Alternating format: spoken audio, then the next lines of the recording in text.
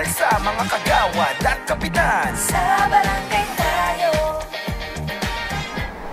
Welcome back mga kabarangay. Dito po sa ating third segment ay tuloy-tuloy pa rin po ang atin pong usapan. Kasama po si Kagawad Tony Magtibay ng Barangay Pasitawa ng San Pedro, Laguna. Kagawad, kanina po ay medyo nabitin po tayo sa oras, pero nais lang po sana namin tanungin din kung kamusta naman po yung buhay politika po ninyo sa pagiging kagawad at yung buhay senior citizen din po ninyo sa inyong pong barangay.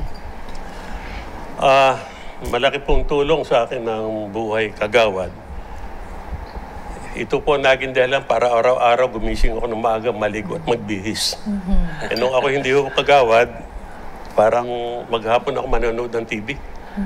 Kaya po, kumisik kinukulang pang oras. Kaya po naging busy. At ikalwa, I find fulfillment na nakakabahagi pa ako sa development ng aking community. At also yung advocacy natin, tayo po naglilingkod din kasi simbahan, di dala-dala natin ito na lahat ng taong ating tinuturing na kapatid, kasamahan, kung may maitulong, edi tumulong. Yun po. Natutuwa ako kay Kagawad Tony because he's very genuine. Na yung pagtulong niya talaga and with the experience that he has, gusto niyang i-share pa sa kanyang mga kabarangay. At nakakatuwa rin na nanggagaling sa kanya na ito yung main reason ba't gusto kong gumising ng maaga, lumabas, maligo, at makipag-usap sa mga tao para mas marami pa akong matulungan at ma-share sa abot ng makakaya ko. And speaking of senior citizen po, Kagawad, meron pong nag-text kay Kagawad Butch at nagpapatanong po ang ating isa sa mga kabarangay, CAP and SK May, si Mr. Benjamin Gara Sr. He is 70-year-old na po, ex-sergeant po siya, retired na. He's from Poblacion 2, Cotabato. Okay, so nagkaroon po kasi siya ng prostate at the same time na mild stroke siya. So, na-confine. Ngayon po, ang tanong po kasi niya is paano ba siya makakakuha sa senior citizen yung mga benepisyo, pati yung kanyang PhilHealth. So, sino po ba unahin natin? Si Kagawad na lang po muna, Kap. Si Kagawad muna. Okay, Kag. Okay, salamat to, Kags Marie. Diyan sa katanungan ng brother natin, but Ben, yes.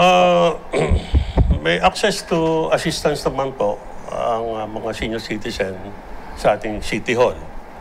Pero meron din pong role ang barangay sa mga needs ng mga senior citizen. Sa amin po sa Barangay Pasitawan, meron po kaming 7 na senior citizen organization federated under one organization. Yeah. So through the 7 presidents of the Senior Citizen Association, doon po kami nagpapadaloy nung kung ano man na pwede namin ibigay na assistance.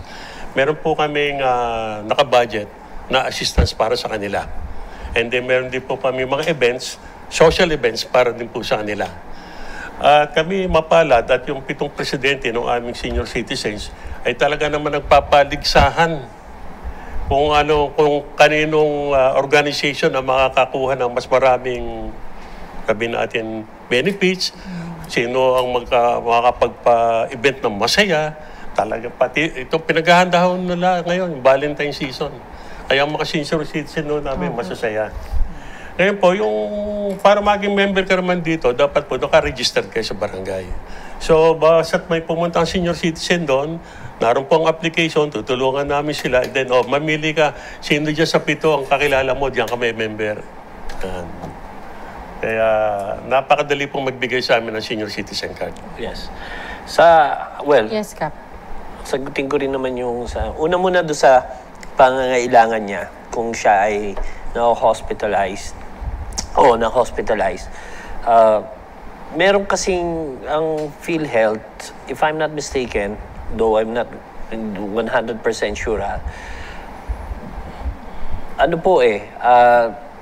automatic pag senior citizen ka, ay automatic na giging PhilHealth member ka. So, at least yun makakatulong sa kanya kapag siya ay nasa ospital. Pangalawa, kung wala siyang card, pwede siyang pumunta sa Office of the Senior Citizens Affairs under DSWD yun. O sometimes it's Office of the Mayor. pwede ho siyang pumunta doon at doon siya mag-apply. Kung hindi man niya kayang tumayo, hindi niya kayang magpunta doon, pwede pong utusan yung kanyang mga anak o apo na pumunta doon, basta magpapakita ng birth certificate, picture niya, at iba pang mga IDs na nagsasabi na talagang yung taong yun ay senior citizen. Lastly, may katulad nung sinabi ni Kagawad Tony na may mga programa ang bawat barangay. Lalo na yung mga barangay na talagang sabihin na natin nakatuon ang atensyon sa mga pundasyon ng komunidad, ang mga senior citizen.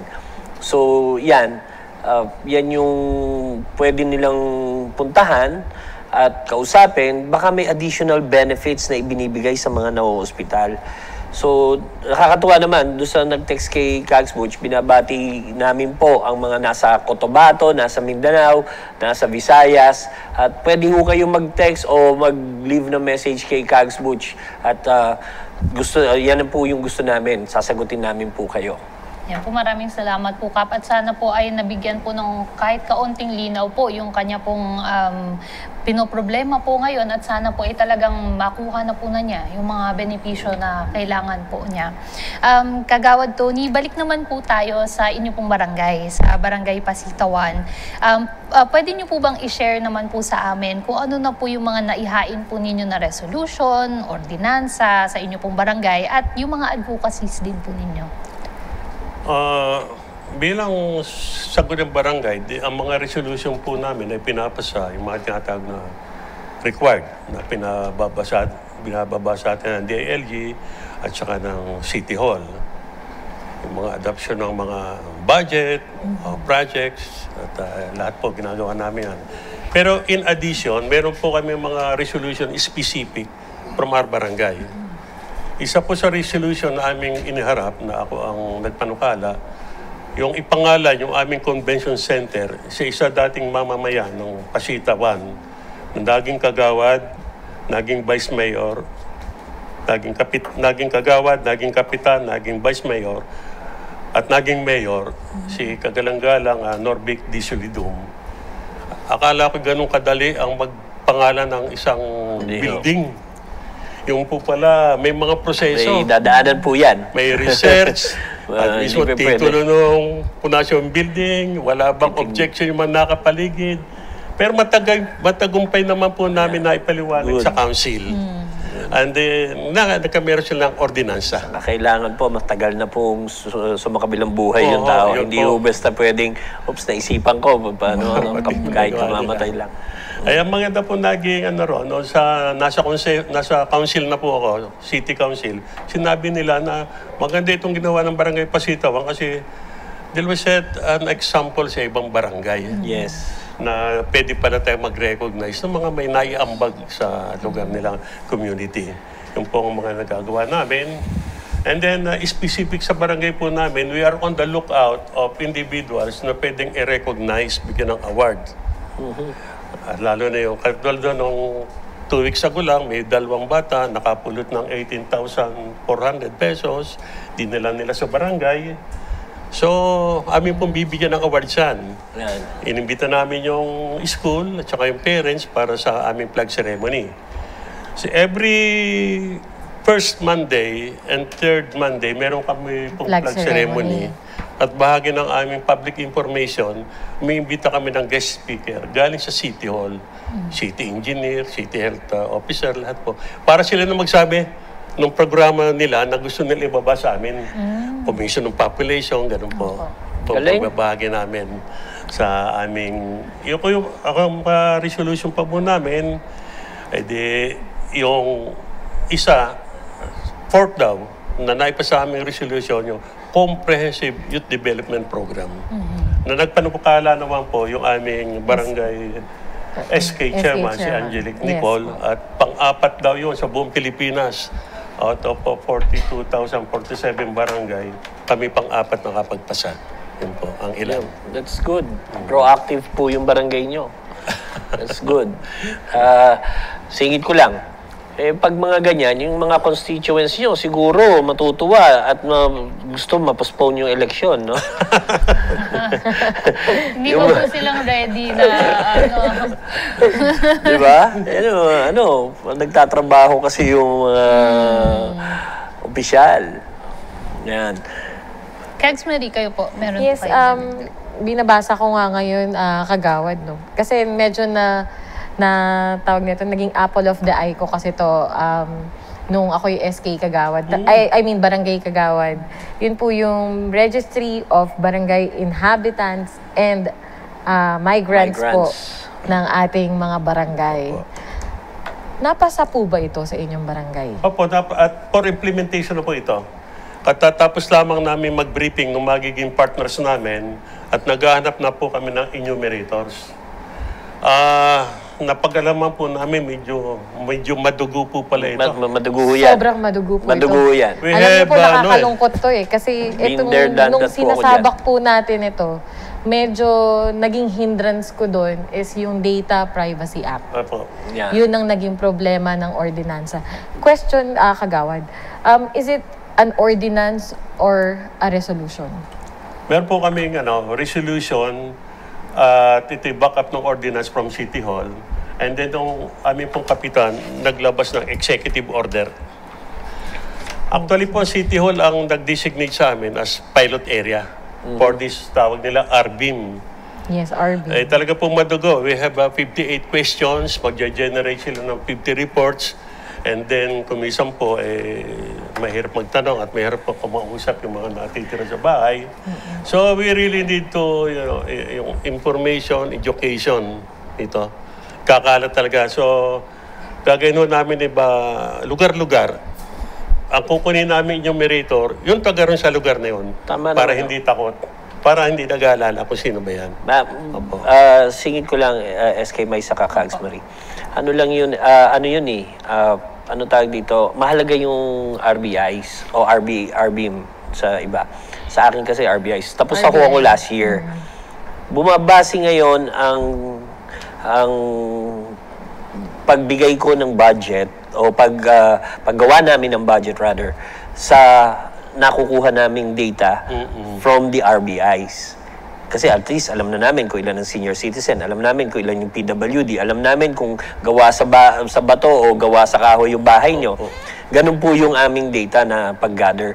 Pero tama ka, yung Data Privacy Act, nun. Kaya kailangan yung full trust and confidence ng mga constituents mo ay meron sa inyo para maisagawa niyan. Kasi kung duda sa inyo, yung mga kagawad, di nakikita. Yung mga kagawad, di nagtatrabaho. Mga kapitan, kung ano ginagawa. Kapitan, umiinom. Di ba? Paano ako magtitiwala sa'yo? Anong gagawin mo? Gagasain mo lang yung data na makukuha mo sa amin. Di ba? Ganun ho. Pero kung katulad nyo ho, na barangay na talagang nag-proactive giving service to your constituents, they will trust kasi ako, katulad sa amin, ang sinasabi ko, the information that we will gather will help us give back to the public, yung mga kung ano yung funds, magandang diba? programa na ibababa natin. Kasi sabi nga natin, iba-iba ang mga barangays. Pero with this kind of information that we'll be getting from our people, is malalaman natin kung ano yung programa na mas maigi at mas maganda at mas mapapakinabangan nila. Mahalaga ho yung RBIs. Kaya nga po nanghihinayang talaga ako, Kap. Kaya kailangan talagang may balikan pa. The good decisions are based on good information. Yes. At kami po'y kakatulungin namin dito ang simbahan sa information dissemination. Actually, meron po kaming barangay disclosure board na sa halip na isa lamang ang required, ginawa namin 3. Isa doon sa homeowner's office at saka isa doon sa may simbahan. Meron pong waiting shed doon habang naghihintay ng mga tricycle na ron, pwedeng mabasa yung nangyayari sa barangay po. Ganda yan, transparency. Yun nga po yung nakakatulong din po sa point po ni Kap, in building trust, na meron pong ganito pong mga avenues po ang kanilang mga constituents na talagang kitang-kita po nila kung gaano po ka-transparent ang barangay. At yun nga po, yung information dissemination, napaka-importante po nun. Alam niyo po, Kagawad Tony, feeling ko po talaga kulang na kulang po ang ating oras na kasama po natin kayo dahil po ang dami po natin natututunan. Gusto na lang po namin makinig, kami po nila Kap at ni Kagawad Marie. Pero bilang panghuling tanong na lamang po, pwede niyo po ba kami bigyan po ng onting idea po kung ano po yung nakita po ninyong difference po nung kayo po ay isang civil servant, ngayon pong kagawad na po kayo at naging public servant naman po kayo sa inyong pong barangay? Basically, parehas po eh. May responsibility tayo sa public. Sa public service tayo. Kaibahan nga lang na nasa, kumbaga, formal organization ng GOCC, narito sa barangay na first liner. At iba ho ang mga umiiral na batas, katulad sa mga empleyado, wala ho itong mga tinatawag natin na qualifications, QS, at ito'y kinukuha naman namin mga talagang makakatulong namin sa pagtatrabaho. Pero i-consider po natin ang pay plan, pay scale ng barangay, hindi naman po talaga makaka-attract. Kaya talagang tututo ka, tutulong ka. Nagpapasalamat kami sa mga kasama sa amin sa barangay na kahit na hindi kagandahan ang remuneration, matyagang kasama namin. Yung po pagkakaiba, sa GOCC, kung saan ako nagtrabaho, parang mas madali ang magtrabaho kasi ang daming templates. Itong needs, itong ilalagay kong project. Itong problema sa management, itong ilalagay kong tao. Pero sa barangay, very limited. Very limited. Na yun nga, parang merong nagbabangga na idea. Sabi niyo, frontliner kami. Pero bakit hindi ganun kalaki ang bakit ang daming binababa na project, pero nasa yung bala?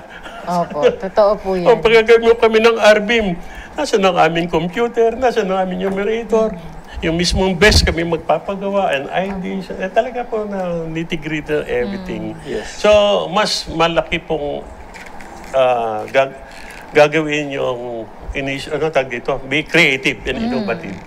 Para yung iyong gusto para sa inyong barangay ay matupad po. Ayun nga po, ganun pa man, may mga challenges man po na nararanasan po sa inyong barangay bilang officials, ay talagang gagawan po ng paraan para po makapagserbisyo at patuloy pong magbigay ng tulong po sa inyong pong mga constituents. Kagawad Tony, bilang panghuli na lamang po, meron po ba kayong mensahe sa inyong pong mga constituents, sa inyong pong barangay at sa ating pong mga televiewers? Una po, ako nagpapasalamat sa Panginoon at nabigyan ng pagkakataong makasama kayo at maging bahagi ng napaka-popular na sa barangay tayo program.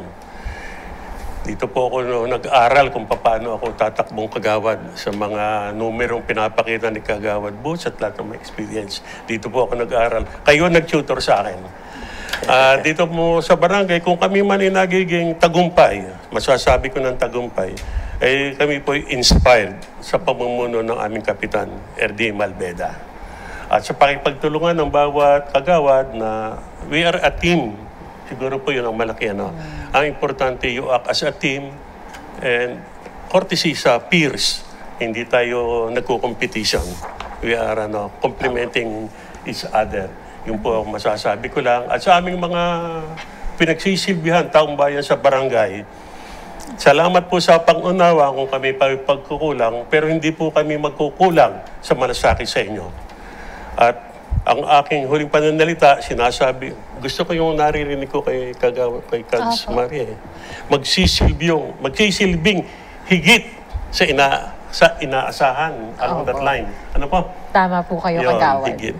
Kaya po, itong papasok na buwan, magkakameron ka ng barangay governance planning. At ang aming pong tagline dyan Beyond Compliance. Wow. Sulong Barangay Pasitawan. Wow, maraming salamat po muli Kagawad Tony. It's such an honor po for us na nakapanayan po namin kayo. At sana po ay ma-invite po namin kayo muli sa susunod pang mga episodes po natin. Sana po maulit po itong interview natin kay Kagawad Tony, hindi po ba? At maraming salamat mga kabarangay, of course, sa inyong pong pagtutok sa isa na namang araw ng makabuluhang talakayan para sa ikagaganda ng serbisyong barangay. Ako po muli ang inyong lingkod, SK Mai Salazar, sa ngalan po ng ating pambansang kagawad, Kags Butch Serrano, ni Kags Marie Formentera Ferrer at ni Kap Dondon Francisco. Magkita-kita po tayong muli sa susunod na linggo. Dito lang Sa barangay tayo. Sa barangay tayo, ikaw at ako. Sa barangay tayo, wow. Sa barangay tayo, ikaw at ako. Nagbibigay ng aral sa mga kagawad at kapitan. Sa barangay tayo.